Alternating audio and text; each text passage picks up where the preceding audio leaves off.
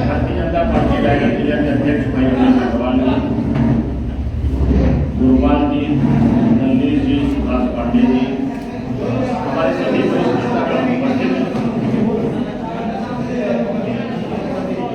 आज भारत सरकार के केंद्रीय मंत्री श्री रामेश्वर तेली जी के साथ मुझे प्रेस में बैठा आपके बीच में, लेकिन पूरे प्रदेश में मौसम ठीक नहीं होने के कारण समय पर उनका हेलीकॉप्टर जो है वो टेक ऑफ नहीं कर पाया और इसलिए रामेश्वर जी बाई रोड रायगढ़ जिले के कार्यक्रम में आ रहे हैं, इसलिए उनको समय भी लगेगा। उन्होंने ही मुझे निर्देशित किया कि समय पर हम पत्रकार मित्रों से अपनी जो बात है पूरा करें। साथियों,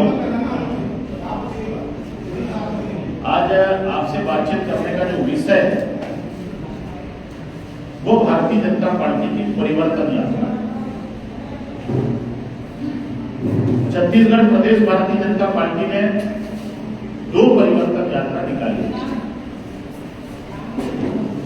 एक पिछले 12 सितंबर को मां दंतेश्वरी का आशीर्वाद लेकर दंतेवाड़ा से हमारी पहली परिवर्तन यात्रा प्रारंभ हुई और वो परिवर्तन यात्रा करीब 45 विधानसभा क्षेत्रों से होकर के गुजरेगी। बस्तर संभाग, दुर्ग संभाग और रायपुर संभाग, ये तीनों को वो कवर करेगी। हमारी जो दूसरी परिवर्तन यात्रा है जिसको आज हम लोग लेकर के रायगढ़ में उपस्थित हैं, ये पिछले 15 सितंबर को गुड़िया रानी का आशीर्वाद लेकर के कुमार दिलीप सिंह जूदेव की जन्मभूमि जसपुर नगर से प्रारंभ हुई। ये परिवर्तन यात्रा जो आज रायगढ़ में पहुंची हुई है, करीब 1300 किलोमीटर की ये यात्रा है और 40 विधानसभा क्षेत्रों से होकर के गुजरेगी और 14 दिन तक यात्रा हमारा चलने वाली है। अब परिवर्तन यात्रा भारतीय जनता पार्टी ने क्यों निकाली? हम विपक्ष में हैं, हम सबको मालूम है कि इस छत्तीसगढ़ प्रदेश का निर्माण ही भारतीय जनता पार्टी ने किया। श्रद्धेय अटल बिहारी वाजपेयी अपने प्रधानमंत्री के कारण अटल जी ने छत्तीसगढ़ बनाया। 15 साल तक भारतीय जनता पार्टी ने छत्तीसगढ़ को संवारने का प्रयास किया, लेकिन दुर्भाग्य है कि पिछले 4.5 साल से 2018 के चुनाव में भूपेश बघेल जी और कांग्रेस कमेटी ने जो जनघोषणा पत्र जारी किया, उस जनघोषणा पत्र में उन्होंने झूठा वादा किया। छत्तीसगढ़ प्रदेश की जनता को छलने का प्रयास किया, धोखे में रखा। आज पूरे छत्तीसगढ़ प्रदेश में,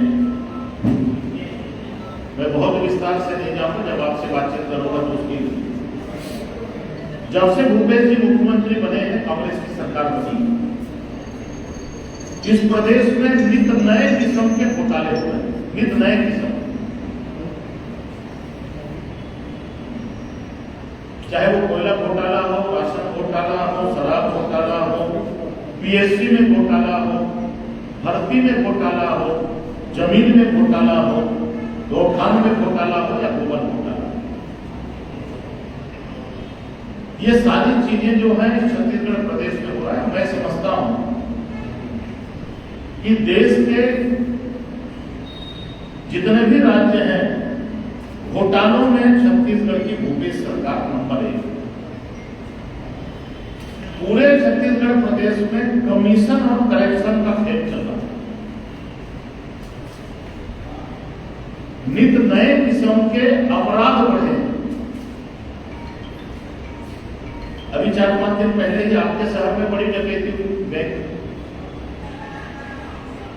और दिन दहाड़े हुई। रात को 8:45 बजे नहीं हुआ, सवेरे 8:45 बजे डकैती हुई। पूरे छत्तीसगढ़ प्रदेश में कानून और व्यवस्था की स्थिति, लॉ एंड ऑर्डर की स्थिति बद से बदतर।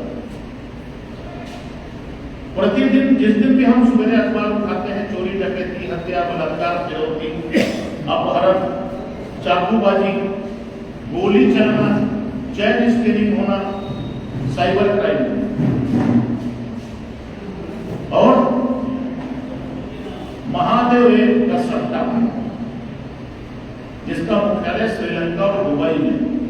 हमारा आरोप कि सत्ता पक्ष के नेता इस छत्तीसगढ़ प्रदेश में महादेव ऐप को संरक्षण देते।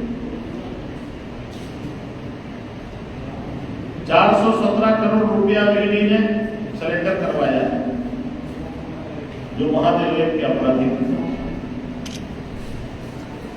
तो ये जो सारी परिस्थितियां हैं छत्तीसगढ़ में, विकास के सारे काम ठप हैं। आप किसी भी गांव में चले जाइए, विकास काम के लिए सरपंच अभी रोना रो रहे, पूरी तरीके से विकास का काम ठप। कोई डेवलपमेंट का काम ये भूपेश सरकार नहीं करती। हम भूपेश बघेल जी से पूछना चाहते हैं, इस परिवर्तन यात्रा के माध्यम से और आपके माध्यम से, ये घोटालों में जितना पैसा आपको प्राप्त हुआ है, वो पैसा है कहां? क्योंकि ये छत्तीसगढ़ प्रदेश का लोक धन है, जनता का पैसा है। कितना पैसा आपने कांग्रेस हाईकमान को दिया है? किस किस चुनाव में, किन किन प्रदेशों के चुनाव में कितनी राशि इस प्रदेश की जनता की गाढ़ी कमाई का आपने खर्चा किया? ये हम भूपेश बघेल जी से पूछना चाहते हैं। और रही बात परिवर्तन यात्रा की, इन सारी बातों को लेकर के हम जनता को परिवर्तन यात्रा के माध्यम से इन सारी बातों को हम जन जन तक ले जाना चाहते हैं, बताना चाहते हैं कि जिस सरकार को आपने पूरे विश्वास के साथ में चुना छत्तीसगढ़ प्रदेश में, वो सरकार आज आपसे छल कर रही है, धोखा कर रही है, जनता के साथ में विश्वासघात कर रही है। जिस बात को हम कहते थे कि पीएससी में घोटाला हुआ है परीक्षा में, उसको हाईकोर्ट ने मोहर लगा दी, भर्तियां रोक दी। हम इसी बात को हम कहते थे, या ओपन करा लो पेपर, वहां भाई भतीजावाद हुआ है, वहां कांग्रेस के नेताओं के भाई और भतीजे की चयन हुआ है। पीएससी का जो चेयरमैन है कामन सिंह सोनवानी, उसके 8 रिश्तेदारों का चयन हुआ है। इसी बात को हम चिल्लाते थे, जिसको हाईकोर्ट ने सही ठहराया। तो ये जो सारा विषय है, इसको परिवर्तन यात्रा के माध्यम से हम जन जन तक ले जा रहे हैं, जनता को बता रहे हैं। और परिवर्तन यात्रा, दोनों परिवर्तन यात्रा तो जनता का अच्छा प्रतिसाद मिल रहा है। जनता स्वागत के लिए आ रही है, सभाओं में पर्याप्त भीड़ आ रही है, लोग सुनना चाह रहे हैं। यही इस बात का संकेत है कि छत्तीसगढ़ प्रदेश में कांग्रेस सरकार के खिलाफ, भूपेश सरकार के खिलाफ परिवर्तन की लहर। लोग परिवर्तन चाहते हैं और हमें पूरा उम्मीद ही नहीं बल्कि विश्वास है कि स्पष्ट बहुमत के साथ में भारतीय जनता पार्टी की सरकार इस छत्तीसगढ़ प्रदेश में बनेगी। रायगढ़ का एक विषय है, इसको मैं ले लूंगा। मुझे अभी बताया गया जब मैं यहां आया कि रायगढ़ में डेंगू का प्रकोप, पता नहीं यहां नगर निगम क्या कर रहा है, स्वास्थ्य विभाग का अमला क्या कर रहा है। पिछले 4-5 दिनों में 3 लोगों की मौत हुई डेंगू से। अब मैं आपको पूरे प्रदेश की जानकारी दे देता हूं, इस सरकार का हाल क्या है। डेंगू में रायपुर, दुर्ग, रायगढ़ में एक माह में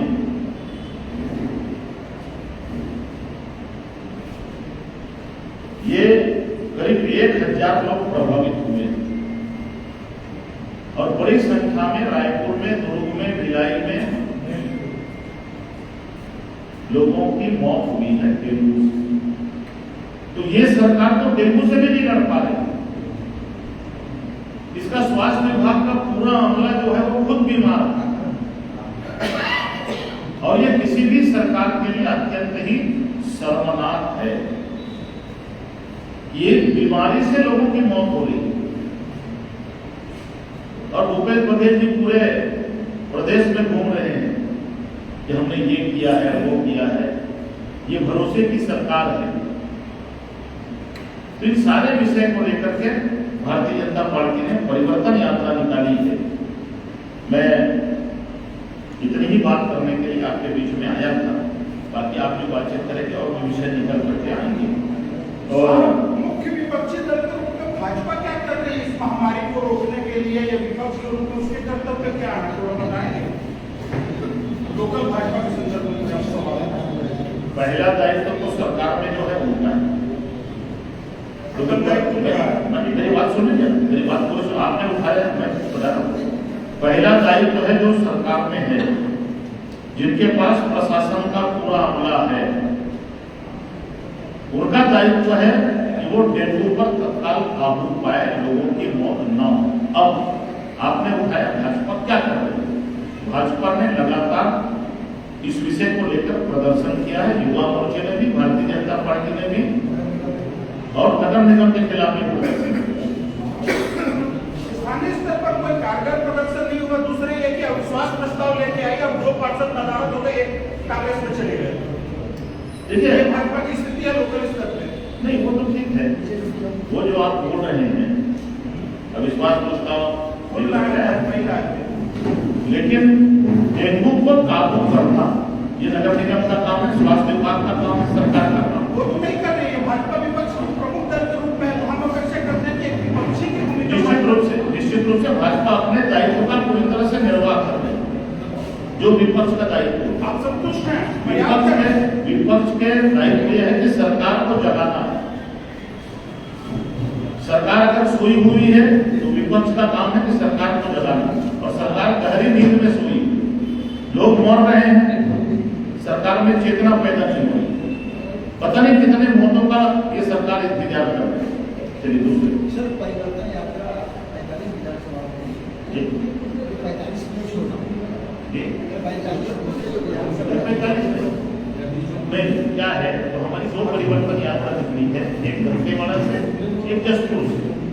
जसपुर की जो परिवर्तन यात्रा है वो 40 विधानसभा क्षेत्रों को कवर कर रही है और वो वाली 45 को कर रही है, तो 85 विधानसभा क्षेत्र कवर हो रही है। सिर्फ 5 बचे, 5 में हम अलग सिखाएंगे।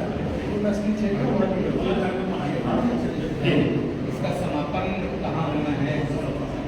जी, इसका समापन हमारी न्यायधानी प्रदेश के बिलासपुर में होगा और समापन के अवसर पर हमारे देश के माननीय प्रधानमंत्री नरेंद्र मोदी जी विशेष रूप से उपस्थित रहने वाले हैं।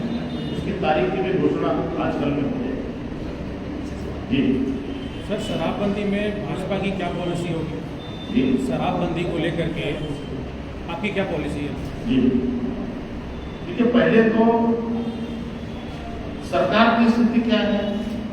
5 साल होने जा रहे हैं, सरकार की विदाई का समय है भूपेश सरकार का। इन्होंने एक हाथ में गंगा जल, दूसरे हाथ में शराब की बोतल लेकर कसम खाया था कि हमारी सरकार बनेगी तो हम पूर्ण शराबबंदी लागू करेंगे, पूर्ण। लेकिन दुर्भाग्य ये है, पूर्ण शराबबंदी लागू करना तो दूर की बात है। जिस समय कोरोना काल 2 साल, जिस समय लोगों को दवा की आवश्यकता थी, भूपेश बघेल जी ने दारू को घर घर पहुंचा दिया, दारू की होम डिलीवरी कोरोना काल। आज ये स्थिति है छत्तीसगढ़ में, कहावत कि दूध के बंधा के है चंडी और शराब की पुर्ज है गांव गांव में मंडी। ये भूपेश सरकार के देन। 2000 करोड़ से ज्यादा का शराब घोटाला यहाँ पर हुआ, 2000 करोड़। बाकी हमारे विषय है तो हमारे घोषणा पत्र का इंतजार करें। सर ये शराबबंदी को लेकर भाजपा भी पिछले बार 15 साल का शासन काल था, तीसरे राउंड में मनमोहन सिंह ने भी घोषणा की थी कि शराबबंदी करेंगे, फिर वो चला गया। अभी कांग्रेस की गवर्नमेंट आई है, अब ये 5वीं अनुसूची की जिलों की बात करती है। इस तरह का यदि होना ही नहीं है तो भाजपा ने क्यों वादा किया, या आने वाले समय में भाजपा फिर से शराबबंदी को लेकर कोई डिसीजन लेने वाली है? भारतीय जनता पार्टी ने कभी वादा नहीं। एक वादा इन्होंने अपने जन घोषणा पत्र में किया है कांग्रेस। दूसरी बात, हमने शराब को धीरे धीरे कम करने का प्रयास किया। जैसे 500 की कम आबादी वाले जो गांव है वहां पर शराब बंद, 2000 से कम आबादी वाला गांव है वहां शराब बंद, 3000 हमने धीरे धीरे स्टेप बढ़ाया। इन्होंने तो घर घर शराब को पहुंचा दिया। सर आपकी लिस्ट है प्रत्याशियों की, वो परिवर्तन यात्रा के चलते हुए क्या आपको लगता है कि या पार्टी को ऐसा लगता है कि अगर सूची जारी हो गई तो परिवर्तन यात्रा का उसका असर पड़ जाता है, तो गुटबाजी बहुत ज़्यादा दिखने लगता है? देखिए, एक तो बता दो भारतीय जनता पार्टी के गुटबाजी। दूसरी बात हमने तो 1 महीना पहले सूची जारी कर दिया। कांग्रेस ने भी कहा था कि हम 6 तारीख को जारी करेंगे, 6 तारीख निकल गया। फिर बोले कि हम 18 को जारी करेंगे, अब 18 भी निकल गया। कांग्रेस कब सूची जारी करेगी? कांग्रेस के तो ऑलरेडी है एमएलए जो है तो क्या जारी करेंगे? तो जारी तो करना पड़ेगा ना। एमएलए है गलत विषय है, सूची तो दिवाली से जारी करना पड़ेगा ना। महिला अब ये कब तक जारी करेंगे ये बता दें। चंदेल जी, महिला आरक्षण बिल लोकसभा राज्यसभा में पास हो गया है, जी भाजपा को बधाई। जी धन्यवाद। आने वाले विधानसभा चुनाव में क्या आरक्षण का रोस्टर लागू होगा? हालांकि राष्ट्रीय स्तर पर ये बात कही जा रही है कि 2026 के बाद हो सकता है, लेकिन अमली जामा उसे पहनाने के लिए विधानसभा स्तर पर आगामी जो विधानसभा चुनाव होने वाले हैं इसमें आप रोस्टर का पालन करेंगे? देखिए, आपने अच्छा विषय रखा। लोकसभा और राज्यसभा के विशेष सत्र में देश के माननीय प्रधानमंत्री नरेंद्र मोदी जी ने देश में क्रांतिकारी कदम उठाया। 33% हमारी माताओं बहनों को आरक्षण देने का निर्णय उन्होंने लोकसभा और विधानसभा के चुनाव में रखा। ये देश के इतिहास में ये पहला निर्णय। बात बहुत दिनों से चल रही है, चर्चा काफी दिनों से चल रही है, लेकिन चर्चा चलना और उसको निर्णय लेना दोनों में अलग विषय है। नरेंद्र मोदी जी को, भारत की सरकार को हम बहुत बहुत बधाई देते हैं, बहुत शुभकामनाएं देते हैं।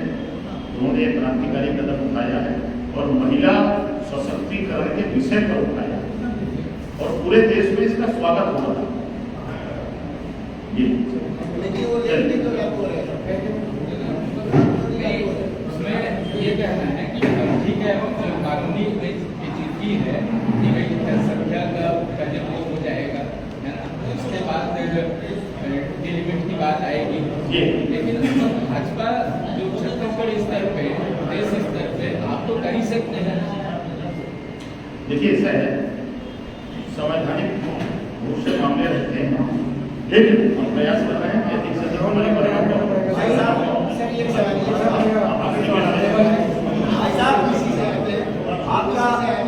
और महिला आरक्षण में ओबीसी का रिजर्वेशन अलग से पुनर्तय किए जाने की बात हो रही। देखिए, ये राष्ट्रीय स्तर का विषय है। भाई साहब, आप लोगों ने नारा दिया हुआ है बदल के नहीं हो, नहीं सही हो। भूपेश बघेल जी का कहना है कि आपके कार्यकर्ता आपकी पार्टी अपने नेताओं को बदलने की बात कर रहे हैं। ये उन्होंने टिप्पणी की है कि जो आपने नारा दिया है वो आपके कुछ सीनियर लीडरान जो है आपके राज्य में उनको बदलने की बात कर रहे हैं। भूपेश बघेल ने ये टिप्पणी की, आपको अगर पता हो तो कुछ कहना चाहेंगे आप? बदल के रही को पर हाँ, बदल के रही आपने भूपेश के लिए नारा दिया है। भूपेश का कहना है कि आपने भूपेश जी कंफ्यूज है, भूपेश जी कंफ्यूज है। देखिए, कांग्रेस की गुटबाजी चरम पर इसलिए अभी तो पहली सूची तो वो जारी करें, हमने तो कर दिया ना, पहली सूची तो जारी करें और सूची जारी होने के बाद तो आप देखना उसमें क्या होता है। गदर फिल्म लेते होंगे ना।